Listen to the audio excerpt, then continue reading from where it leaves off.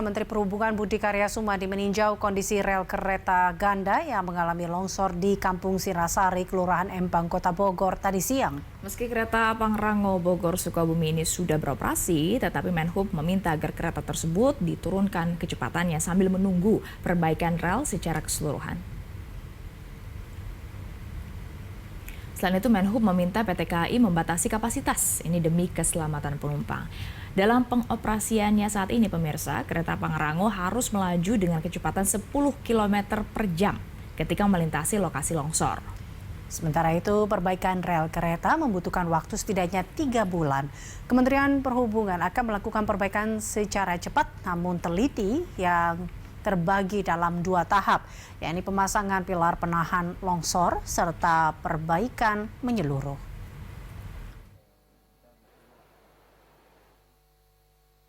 Kita memang sudah mulai melakukan suatu operasional pada jalur yang baru kita selesaikan. Namun saya sarankan agar kita lakukan dengan hati-hati, kecepatannya dikurangi, kalau perlu penumpangnya juga tidak maksimal. Karena ini longsor dalam satu kecuraman yang sangat tinggi, maka kita butuh waktu kurang lebih 3 bulan untuk melakukan recovery atau rekonstruksi secara lebih. Kita update informasi terkini langsung dari kawasan Bogor Selatan. Kita bergabung dengan jurnalis B-Universe Riki Harahap dan juru kamera Muhammad Rizky. Riki, kalau kemarin sudah ada 2 korban yang berhasil dievakuasi, bagaimana dengan proses pencarian hari ini? Apakah sudah ada titik terang keberadaan korban lainnya? Terbaru yang bisa kami sampaikan, Stefani dan juga pemirsa, ada 2 korban lagi, korban longsor yang hari ini ditemukan, yaitu bernama Yuli, 65 tahun, dan juga Yusuf, 8 bulan, yang merupakan nenek dan cucu. Kedua korban ini tadinya ditemukan sekitar pukul 13 waktu 30 waktu Indonesia Barat, di lokasi di tempat saya melaporkan saat ini. Kami akan memperlihatkan kepada Anda, Stefani, jadi di sebelah kanan saya ini dulunya adalah rumah, dikarenakan longsor, dikarenakan tebing yang begitu curam, jadi longsor ini terus menimbun rumah. Nah, 2 korban yang hari ini ditemukan, kondisinya memang sudah meninggal dunia dan dalam kondisi berpelukan. Seperti itu tadi yang disampaikan oleh tim SAR gabungan. Kondisinya tidak jauh berbeda dengan ditemukannya 2 korban yang kemarin sore juga ditemukan pada Kamis kemarin. Pada proses pencarian korban hari ini memang tim SAR gabungan sudah mulai memetakan titik pencariannya, yaitu sekitar 20 meter dari tempat pencarian kemarin, begitu sehingga mempermudah proses evakuasi korban, evakuasi pencarian 2 korban lainnya yang hari ini sudah berhasil ditemukan. Tentunya proses pencarian tadi juga berdasarkan laporan dari pihak keluarga, di mana titik terakhir dua korban ini ditemukan. Maksud kami di mana dua titik terakhir 2 korban ini berada ketika proses longsor ini terjadi, begitu. Jadi sekarang totalnya sudah ada 6 korban longsor yang sudah dalam kondisi meninggal dunia dan sudah tidak ada lagi proses pencarian. Saat ini sudah selesai. Tim SAR gabungan, operasi tim SAR sudah selesai, tidak ada lagi proses pencarian korban.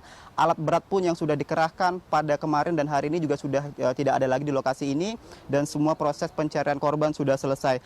Kalau kita review lagi, memang proses pencarian korban ini sedikit mengalami kendala di hari pertama dan kedua dikarenakan kondisi kontur tanah ditambah lagi material longsor berupa bebatuan, tanah, lumpur, dan juga pondasi rumah begitu, ini menyulitkan tim gabungan di hari pertama dan kedua, apalagi tidak menggunakan alat berat sama sekali, hanya menggunakan cangkul, skop, ataupun tenaga-tenaga dari relawan. Sehingga ketika di hari ketiga kemarin dengan adanya 1 bantuan eskavator alat berat yang dikerahkan ke sini, ini mempermudah proses pencarian. Di 1 jam pertama ditemukan 1 korban, kemudian tidak berselang lama ditemukan 1 korban lagi. Di hari ketiga ini, Stefani dan juga pemirsa, tadi dimulai sekitar pukul 8 waktu Indonesia Barat, 8 pagi, dan ditemukan sekitar 2 jenazah yang menjadi terus di pencarian sekitar pukul 13.30 waktu Indonesia Barat. Itu artinya memang sudah selesai proses pencarian korban. Nah, saat ini yang bisa kami gambarkan kondisi Kampung Sirnasari, Kelurahan Empang sudah mulai steril, tidak ada lagi petugas keamanan, maksud kami tidak ada lagi petugas evakuasi, semuanya sudah selesai. Yang ada hanya proses kami bisa katakan seperti garis polisi begitu. Jadi tidak diperbolehkan bagi warga untuk mendekati lokasi ini dikarenakan memang kondisinya memang masih belum belum aman dikarenakan cuaca juga sudah mulai hujan ditambah tanah yang tidak stabil begitu, dikhawatirkan akan terjadinya longsor susulan ataupun hal-hal yang tidak diinginkan lainnya.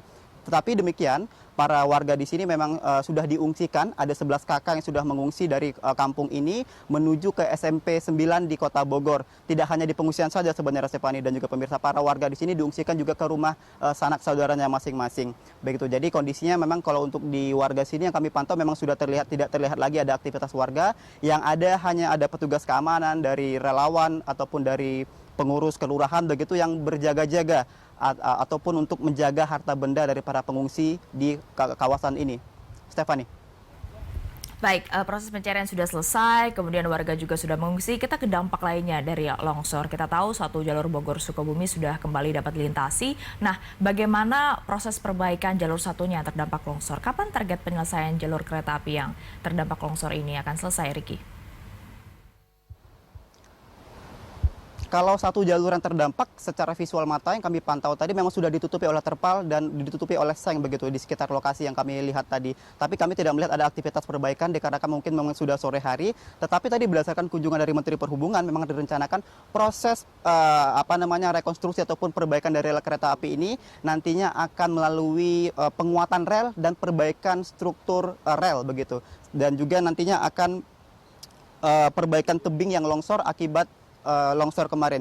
Jadi relnya diperkuat sekaligus untuk memperbaiki struktur tebing yang longsor untuk penyangga dari rel tersebut. Sementara kalau kondisi saat ini rel juga masih menggantung sekitar 25 meter dari permukaan dari daratan begitu. Kondisinya memang masih seperti itu sehingga nanti proses recovery dan juga proses untuk perbaikannya akan terus dilakukan secara menyeluruh.